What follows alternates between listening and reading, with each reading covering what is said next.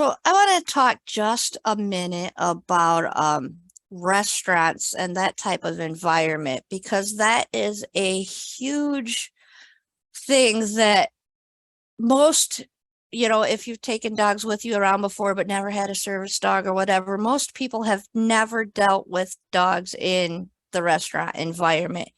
And so when it comes to environmental processing, we need to allow that to happen in a restaurant setting, but we also need to make sure that we're doing it with good manners and in a safe way.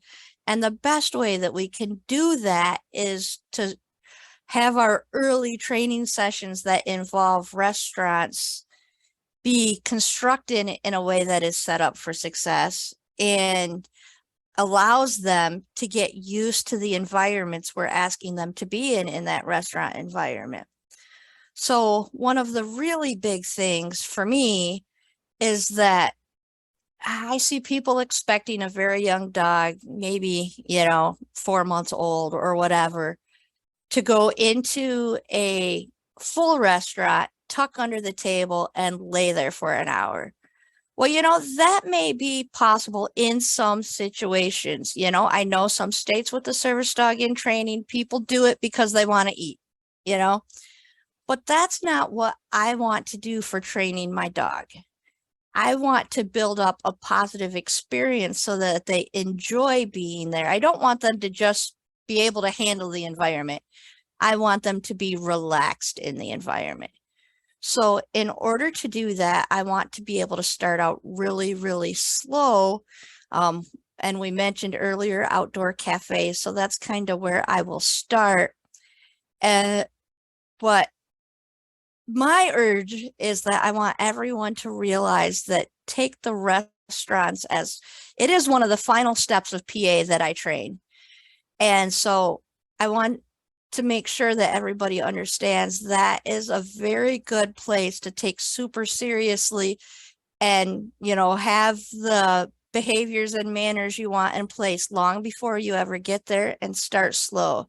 And so, Elliot, I know you kind of wanted to walk us through this process. Tell us a little bit about how you allow your service dog puppies to learn about the restaurant environments.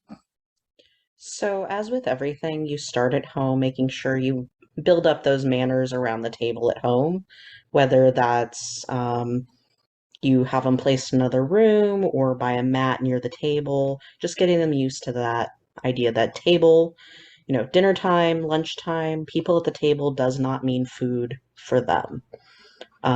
It can be a lot harder to train that later on if they're already accustomed to getting food from the table. Some people do it later. Some people choose to do it anyways, but that's the easiest way is if you start it early. I've found is just kind of make that line, table is not for my dog, personally. Usually I'll train them to have kind of a basket nearby, usually not right underneath because chairs move a lot at our house, but um, just somewhere they can settle, know, oh, it's eating time, I'll settle down here. And then the next thing is kind of taking them through the drive-through so they can get that food smell as it's handed to you. And if you want to get them food, it's generally not advised from a fast food restaurant, but sometimes people do it anyways. Get you some pup cups or a super plain burger, nothing, no condiments, what have you, and go either eat inside the car or, I like to eat my food inside the car and not have my dog have any food with it. If I get a pup cup, I usually wait till I'm done eating and then I will present the food to my dog. So I really I tried to separate. do that opposite, but no, and that's totally good. That's part of the reason I want to do this is that different handlers do have different rules. So when Azul was really young, I might have made him wait till I was done eating it in the car. But we do a lot of road trips. And so Mhm. now that he is older and he knows that food is just coming when I decide he's getting it, I feed him everything in the car. So if we do go through and get a coffee, he gets his pup cup before my coffee even comes out the window Well, because with they always hand Zappo it to me now, first. I do the same thing because he Right, knows. But at first, I would make sure it was just that separate line. So I always right, was keeping a consistency of right. my food doesn't mean your food. And at That, home, I feed them their meal, especially with a young dog, while I'm eating my meal. mhm. So they're on their in their place, wherever that may be, on their blanket, in their basket, under my chair, whatever. But if as long as they're laying down, they get their meal while I'm eating my meal, and that helps to encourage that settle. But go ahead, back on to your other environments. Can I just Um, say something real quick about yeah, that?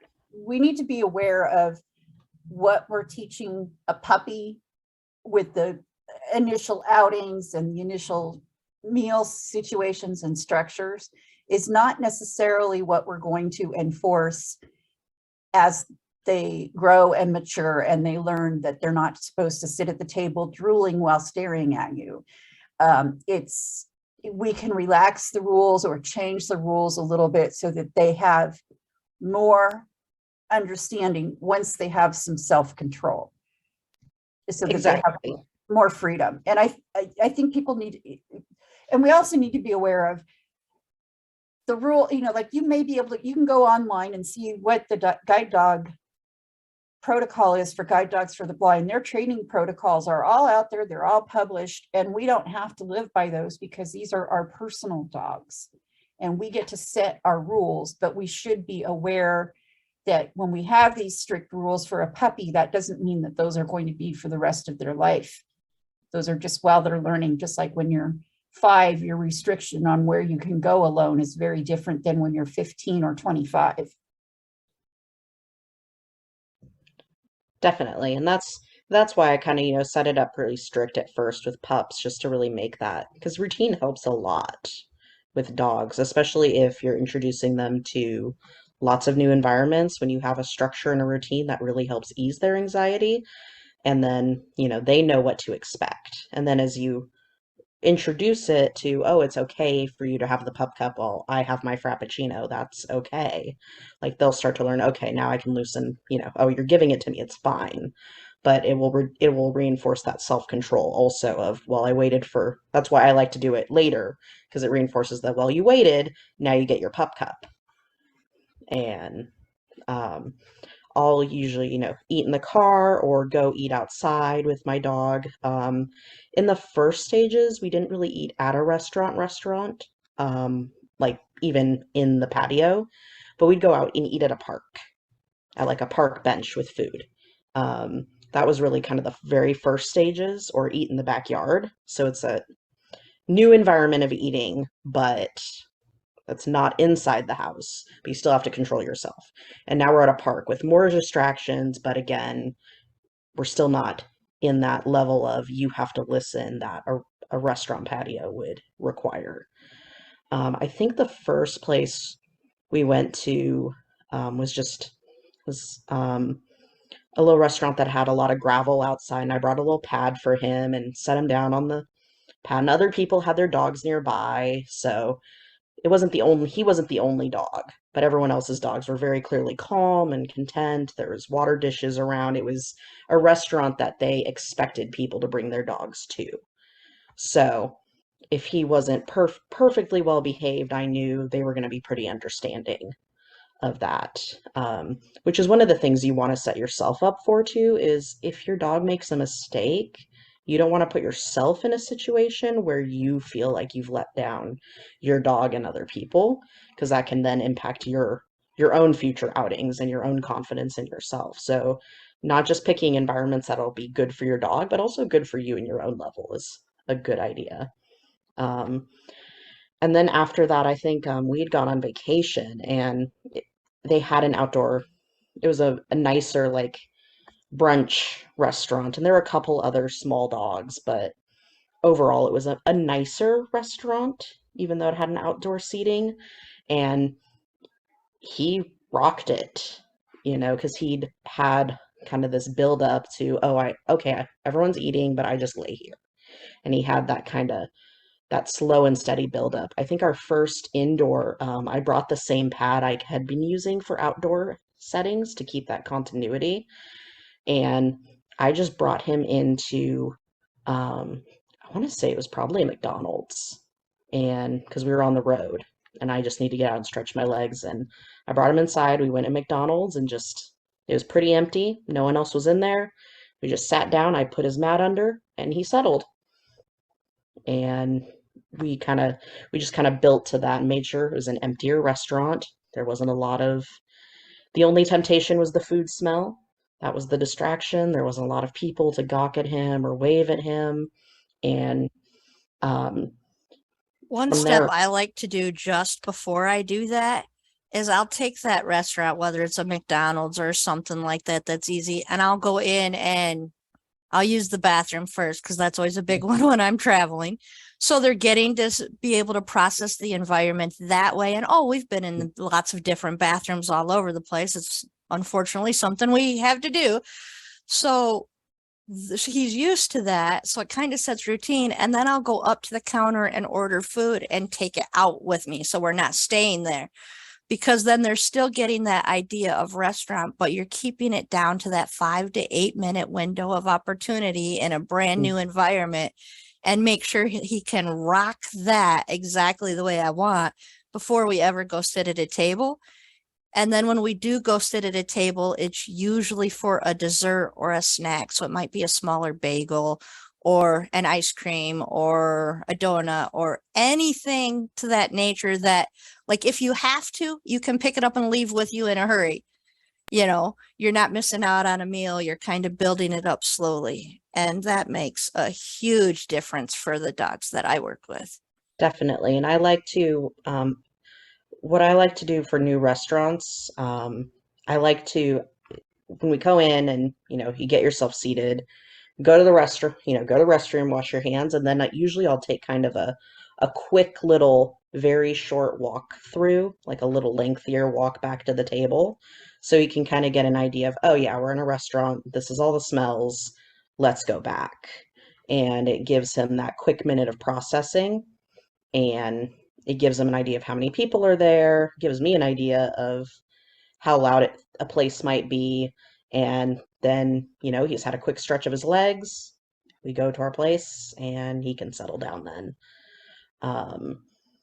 I've found that with um, outdoor places, usually that's a little bit harder because if there are other dogs, I don't like to walk around as much because I've had a few lunge at us, which is I'm a little more leery of now after having had enough dogs lunge at us from underneath tables that I didn't know were there.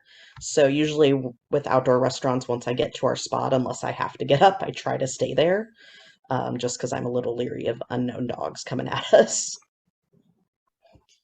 I just want to interject how I do it, because Nick's good in busier restaurants now, but when I started taking him out, first we started with an outdoor seating at a restaurant, and then as we moved inside, we went to quieter restaurants that had booths, and not necessarily McDonald's, but say a sit-down restaurant where you're divided more from the table next to you, behind you and next to you, and sat in a booth, because the booth acts like a dog house and gives them their little cubby space or a crate or their little crawl in space. And then your feet are there, and it gives them more security.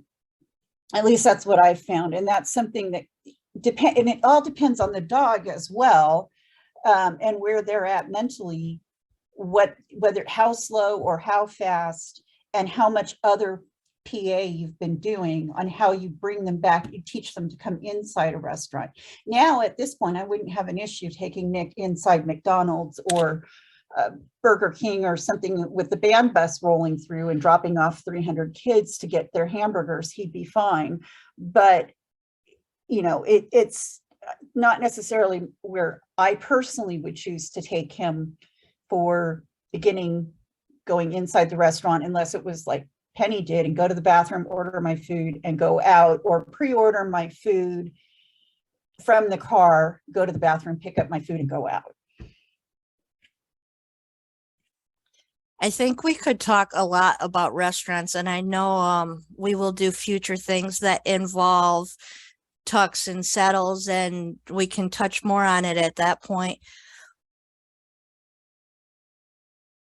but I kind of want to just take a look at the next step of things that you need to consider before you actually begin taking your dog into the non-pet friendly public places.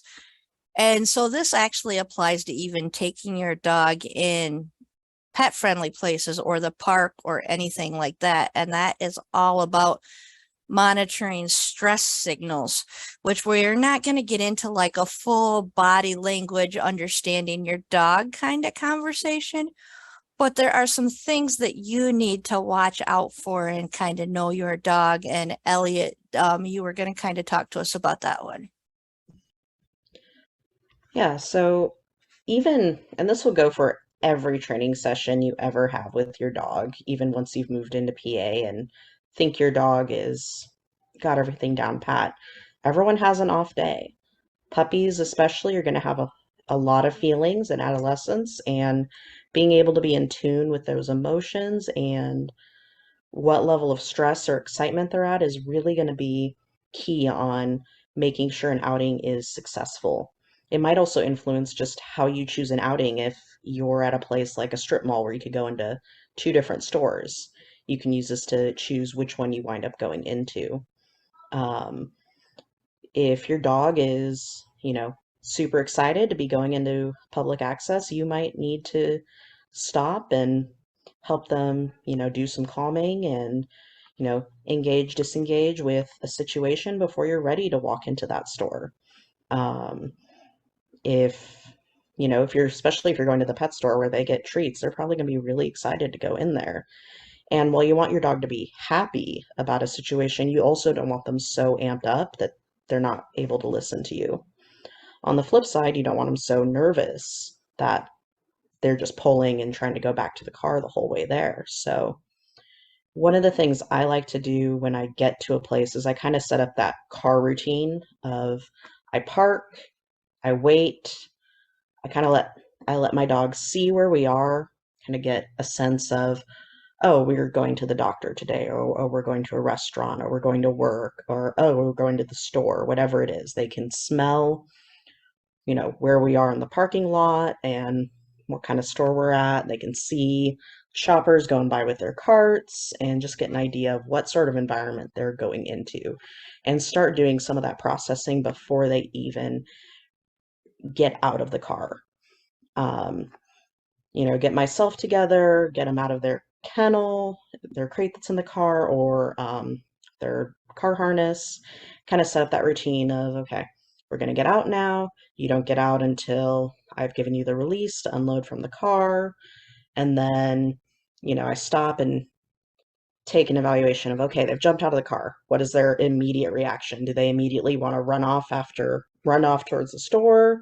Are they calm and alert, staring at you, ready to go? Are they distracted, sniffing a breeze? Kind of take in note, how is your dog initially reacting to even being here? Um, and from there, after getting the unload, if the dog is not immediately kind of refocused on you, after getting out of the vehicle, usually I'll take a moment and let them sniff and then try to refocus. If they can't immediately refocus, then we take a moment, step back, and figure out, okay, do we need to go to what's so exciting that my dog needs to, disengage from and re-engage with me? Is it they're just overstimulated in general, so they don't even want to go in the store, they're just kind of avoiding by sniffing, or they're freaked out by the shopping carts, just really trying to figure out what they're keying into before I even start trying to head on in. Assuming your dog is not showing any signs of stress or any overexcitement, usually what I do is immediately ask my dog to go toilet. Um, Even if the dog toileted 10 minutes ago at home, it's just part of the routine, and that routine of, I stop, get out of the car, I focus, okay, we go toilet, then we go to the store. It helps to build a structure of how something's going to go, which can set up your dog for that success of that consistency of, okay, get out, I focus, I do this, we go in. gets them into that more focused mindset. And at this point, so we're not going to get into all the stress signals, but really, really knowing your dog is going to be key here. Cindy and Penny both know I have a hairless dog, and he's missing a few teeth. As a result, his face naturally looks a little bit tighter because he doesn't have any fur to kind of soften his expression, and he licks his lips a lot because he's missing teeth. He's not necessarily stressed just because he's licking. I have to pay attention to that specific motion and what it's in response to. Your dog may have some of those similar quirks to show how they're stressed, and so being able to read your individual dog is going to be really important. Are they keeping focus straight ahead? Are they kind of straying to the side as they walk, paying more attention to what's going on around them? Things like that will really enforce how your dog is feeling before you even start to head into a session. And for me, usually I kind of do a little bit of like real basic obedience before heading into a store. Usually a focus or look at me, watch me, whatever command cue people like to use, a sit, just kind of reorient ourselves before even heading in and making sure that, my dog is ready and focused and engaged with me before heading in. To me, that's all a pretty important part of, are we ready to go train? Or do we need to maybe dial some of that energy down before we can go in, or are you just too nervous? I totally agree. That readiness check before going into the store. And that was something that I really didn't think about previous to my first service dog. So before that, I had taken pet dogs into pet-friendly places such as Tractor Supply and things like that. So my dogs were always well-mannered and had that level of obedience for that kind of thing. But when you start looking at the more environments and the wider variety of environments we take our service dogs in training into, doing that readiness check before going into any training session that's in a public place, whether it be the park, whether it be a pet-friendly hardware store, whether it be the doctor's office, wherever you're going, that readiness check beforehand. That's something I still do with my fully trained service dog. I mean, Azul just rocked a trip to the hospital because he's been there so long, and after 2 years old, he's really solid.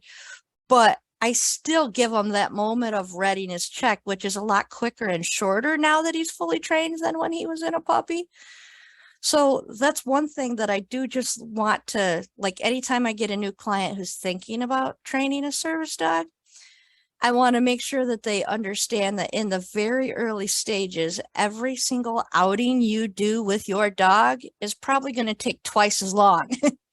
And part of that is because that readiness checks takes longer. That time to potty in a new novel environment takes longer. And, so all these little things. And then you have, all right, maybe now you have to wait for the crowd to clear by the cart corral before you can grab your cart and walk in because you don't want your dog getting that close to people at that point or, whatever. So everything takes a little bit longer. And I think that readiness check is something that we just tend to skip and not think about. So it's very important to stress. And it's really important to do it even if it's a place you've gone multiple times before. Maybe it's your second, third, fourth outing of the day. Just because your dog has gone there so many times and is normally super comfortable doesn't mean this time they will be, because they could be trigger stacked from previous outings, or they're just tired. And then if your dog's not ready and not feeling it, you could create a problem just because you didn't check if your dog was ready. And then you've got to go back and undo some of that negative association you just created. Well, I want to add too that you should do some sort of readiness check if possible before you leave your house, because some mornings your dog may, depending on what's going on in your home environment, if your dog's not feeling well or they're particularly stressed because the day before was stressful, you don't want to trigger stack on top of that as well, because it may take them a while to come down from what they were doing And like generally have a class that I go to on Thursdays, and that also happens to be the gardening day here. So I have to be aware of what's going on with my dog to keep him from getting stressed from gardeners running weed whackers in front of my apartment. And, it's another thing to be aware of, and to be aware of what your dog does as a stress signal. And also be aware that if you're changing routine, your dog who's normally very well trained, if you're getting up real early one day, you might find your dog thinks it's too early for this nonsense. And your dog might not listen to the same level you're expecting them to because the routine is different now. So having that readiness check and being able to know how to perhaps get your dog ready if that is something like it's just early and your dog has, just needs to have that shift in mindset is important. I totally agree. So I do believe we've gone through like a lot of different tips and ideas for setting up before you're ready to take your young dog or your service dog in training into places. So I kind of want to just recap and give some of our best tips. So really the whole goal is to set our dogs up for success. We want them to take care of us, and before they can take care of us as service dogs, we really have to take care of them. So I like to call it our roadmap to successful training sessions, because that kind of varies. For one, you're an individual with different needs and abilities. Your dog is an individual with different needs and abilities. So we need to be able to take all of those into account as we're doing our training journey. And so checking out every training session, like before we actually go out to train in the environment, if we think about the distractions that are there and the skills that I'm expecting of my dog that day. So a lot of those skills might be things we've worked on for a long time and he's been generalizing in other areas. And a lot of times there's going to be one or two newer skills that I've trained at home, but haven't really generalized in all environments yet. So I want to kind of take conscious note of all of that and what is my plan for the day before I just go in on that training session. And I know we all are going to have a lot of great tips that are really important to us. So let's kind of just go through one at a time. So Cindy, if you could give everybody just one tip, what is your best tip for this? Ignore anything anybody says to you, about your dog, any noises made towards your dog. Just be deaf, have selective hearing towards that might interfere with your training, unless it's something super important. Just don't interact with people if you don't absolutely have to while you're training your dog.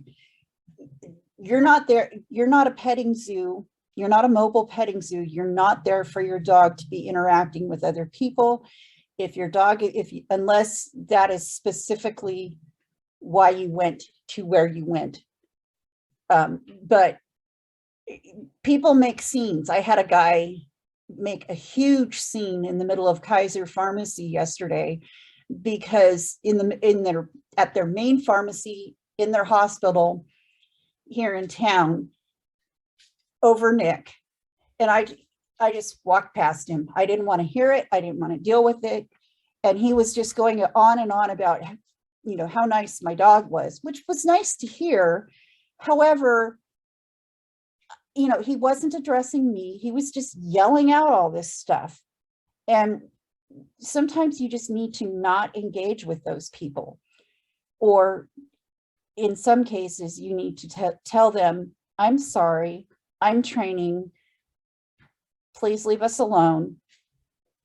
And at times I have actually gone to management to ask them to deal with the person who's following me around while I'm trying to train my dog. And that's a legitimate thing to do if you have to. That's a really good point. So some of us might be more social than others and enjoy socializing, whereas others of us get really bad anxiety or stress from socializing with the general public. So my goal there is that I want to teach my dog that we don't engage other people unless I'm engaging with that other person first. So like Cindy said, people will make comments that are nice to hear, like, oh, your dog is gorgeous. Azul's like top 3 praise words coming from general public are gorgeous, beautiful, and handsome. If he hears any of those words, he knows people are talking to him. But so what I did for that is train him to a way that when he now hears those words, those are instant cues to focus on me, to get a little bit closer, a little bit tighter, and improve his focus. And I did that with high reinforcement. So he is a very social dog and he loves to interact with people. I'm a very social person and enjoy interacting with people. So oftentimes in the right situations, the reward for bringing in that focus and focusing on me first was being released to go socialize with those people. As long as, you know, the day was a good day for it, the environment was a good environment for it, and everything else. But other times, if that wasn't the option and it was like, all right, it's the day where I felt really bad and I didn't have time and I just had to grab my meds from the pharmacy and get out of Dodge, then I will do exactly what Cindy was saying and totally ignore. I might say a thank you on my way past, but I don't make eye contact. I don't stop. I don't engage. And it will really help save your sanity as a handler if you can figure out that little bit of, you know, what works for your team. Go ahead, Elliot. I will say, just relating to that, is you will also have the opposite of people trying to be obnoxious, like purposefully obnoxious. I've had plenty of people bark and howl in stores. I also get the added bonus that my dog doesn't look like a typical dog, so people think he's a goat or a horse and they baa and whinny as we walk by. So I recommend being kind of prepared for that and also having family kind of desensitize your dog to random people making animal noises at them. Because that happens quite frequently. I would say at least a third of my outings, I get animal noises my way.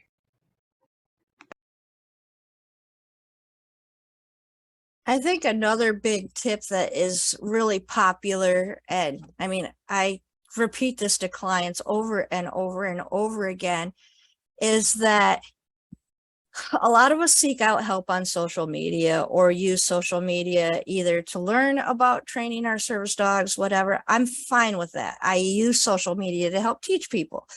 The issue becomes that when somebody is posting I'm going to call it a happy post.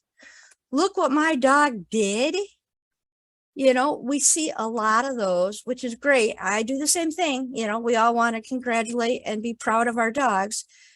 But it's important to remember as a trainer that that 4-month-old puppy might have just had a perfect heel for that 3-minute video, but we didn't see their heel before that or after that. We didn't see the time the handler accidentally made the mistake and got too close to somebody and that puppy's nose brushed somebody's leg and that person screamed and may have scared our puppy. You know, we don't see all of the bad things that are happening in those feel-good posts that people want to show off their dog and look, he rocked this. So I'm not saying you shouldn't make those posts. Everybody should make those posts. We all need to toot our dog's horns occasionally, and I think that's very helpful for others to be able to see, oh, this is a good standard. This is what I want to train my dog to. But we have to be careful not to hold us up to the impossible standard, kind of like the supermodel standard. So a real common theme with very young girls is to think, you know, they see the pictures on TV and magazines, photoshopped, and want to compare themselves to it. And now we're seeing, as generation goes, so I mean, I'm much older than a lot of people, but so now we're kind of seeing that sway towards, you know, all body sizes are beautiful. You don't have to be perfect. And we need to carry that on over to our service dogs in training, as far as what we see on social media is a small window that we see. We don't see everything else.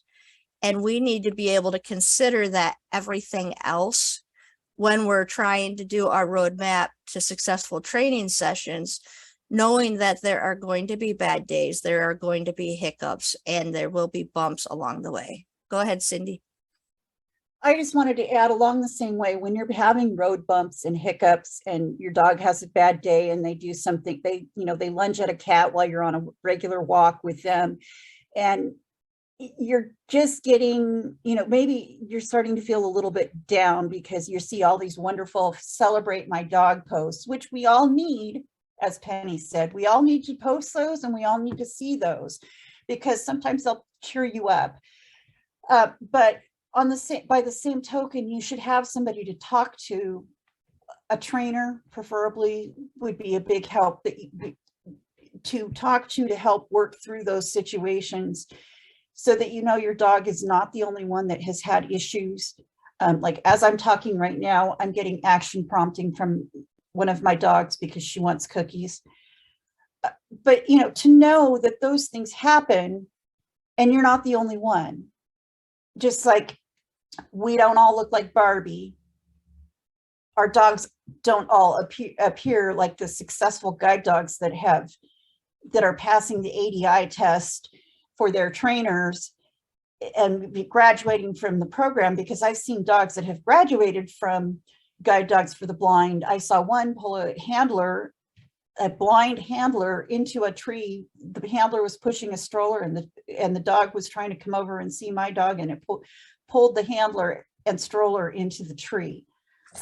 So that's a professionally trained service dog. So know that your dog's going to make mistakes, and be okay with that. That's especially important when you're looking at pre-PA. And so Cindy, put your hand down. But yeah, Elliot, go ahead with your next tip.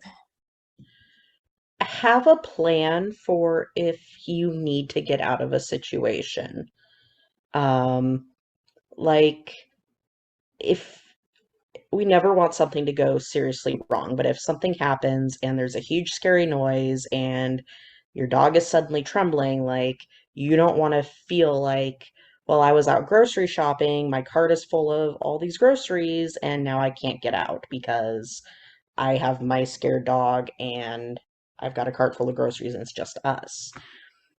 Be prepared to kind of have a backup.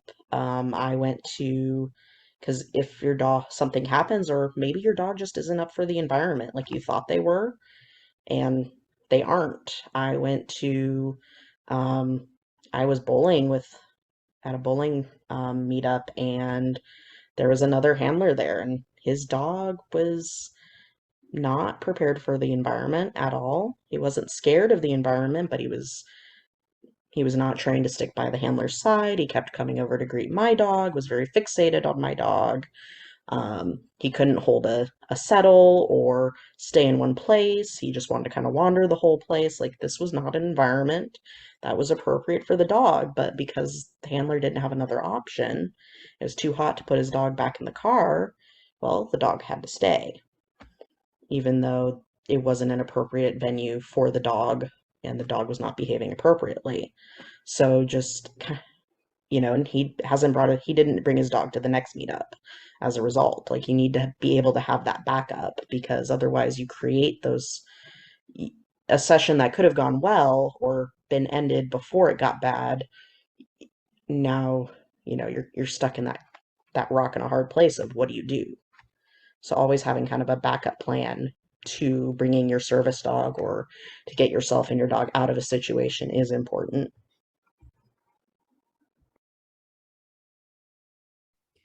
That's especially important if you do something like an example would be, I took Poe to Las Vegas and she did awesome on the Strip. But we also went to Siegfried and Roy's Secret Garden, and she loved the dolphins. She was fascinated by the dolphins.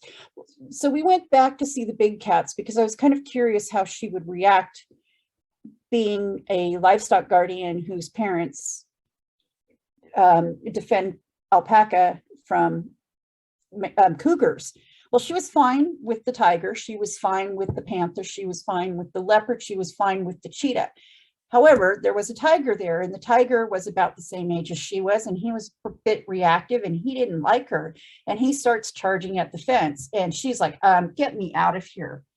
And that was a beeline for the exit. And then we went over by the dolphins, and we stood by the dolphins for a while and watched the dolphins, and it calmed her down. And then we took her where she could see them swimming underwater. And it's important after you have an experience like that to try and find something that's going to A, calm your dog down, and B, even better, elevate their mood a little bit again so that they're not scared, and make it reinforcing. So with her fascinated by watching the dolphins moving, that reinforced her calm and that she didn't need to be in protective mode because she was doing automatic blocking at that point, because she was not going to let me be between her and the cheetah. She made sure or the tiger, she made sure she was between me and the tiger.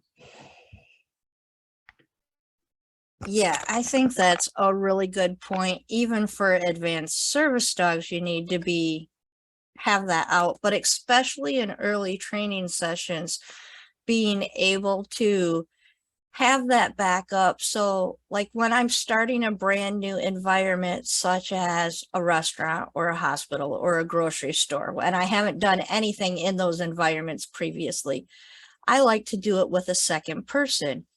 So thankfully I have a spouse that can go along with me for stuff like that occasionally. And so I would take Azul in to do the training session at the grocery store while my husband is getting 4 or 5 items, a small, not a full long grocery shop that he would do now, but those few items, so that he could focus on that and I could be totally focused on my dog. And then should there have been any kind of problem, then I could go out with Azul quickly or go away from the grocery side of the store into a calmer area or anything that I needed to do. And I think kind of having that plan for the early sessions to start so that you're slowly building up, and then always being prepared for what is going to cause me to exit, and what might be in this environment, and do I need to exit, or can I back up, give space, redirect, and continue? So having that figured out ahead of time is a really big tip. That's something that I do on a regular basis with Nick, because he is a bit of a, what's the right word for it? He is got a high prey drive, and it's something I chose in him. It's not something that is a defect, but he's had issues with it because of things that have happened while he's growing up. But it's really important to have that option of being able to leave or go someplace quiet and be able to tell whoever you're with, if you're with somebody, I'm going over here and this is why. And maybe it's because you need that break too. And you need to be able to speak up for yourself and your dog.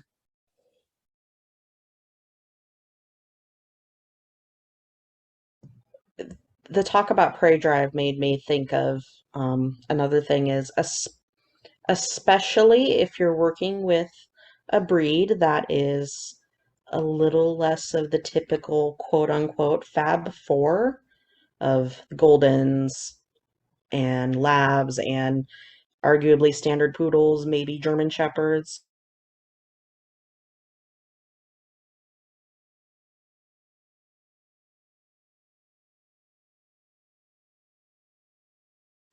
Some of the really weird quirks, especially with puppies.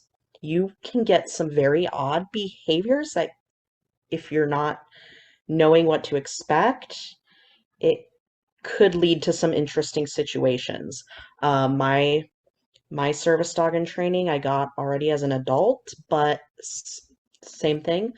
He's one of the primitive type breeds, and most of those dogs have a very, very strong drive to den up, to the point where he will, with his bed, he'll dig and kind of dig and scratch and try to make himself that cozy little den, and he'll do that. And so that's been something to work on, is not doing that all the time in a public place when he needs to be settled. But that's a huge drive for his breed, so it's something to be aware of. I've seen him try to den up with a towel that someone dropped on the ground in a hotel when they were cleaning. He saw a towel on the ground and decided that was now his little den, and that's what he was going to do. Uh, had no other behavior issues other than, oh, that's mine now. But just be aware of those quirks because they can really surprise you.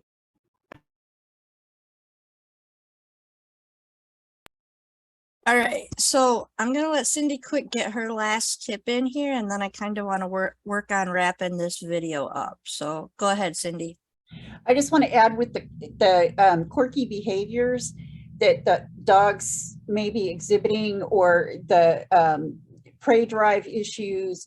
It's really important, especially if you find that your dog is having these issues, to talk to your breeder. I spent an hour and a half the other night talking to Nick's breeder about what I've talked to her several times about what's going on with him, but I really spent some time talking with her about what's going on. And what she told me was, she said, well, that's really interesting. And she said, but she also told me that she had an issue with one or two other dogs that were from her European lines. And Nick is from one of her European lines, but not the same line that the dogs had been from that were having the same prey drive issue.